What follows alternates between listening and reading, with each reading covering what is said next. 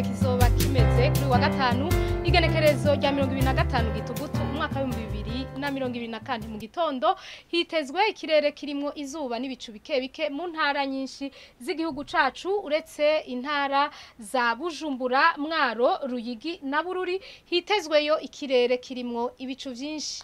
Ahazoba hakanye kurusha handi ni mu ntara za Kayanza, Gitega na Mwaro aho ibipimo bizoba biri kuri dogere Celsius 14. Ku muhingamo hitezwe imvura mu ntara nyinshi z'igihugu cacu uretse intara za Karusi, Muyinga, Kirundo na Cankuzo hitezweyo ahanini ikirere kirimo ibicu vyinshi. Ahazorangwa ubushuhe kurusha handi ni mu ntara ya Cibitoke aho ibipimo bizoba biri kuri dogere Celsius 30. Ejo mu gitondo izuba rizoseruka igihe cy'isaha 11:41 rirenge igihe cy'isaha 11:53 zo ku mugoroba. Amakuru atekanye ikirere agarukiye ngaha mwateguwe n'ikigo ca Ijebu kijejwe ivy'ibirere nayo Nadia Ndayizenje nayabashikirije mwakoze kuyakurikira.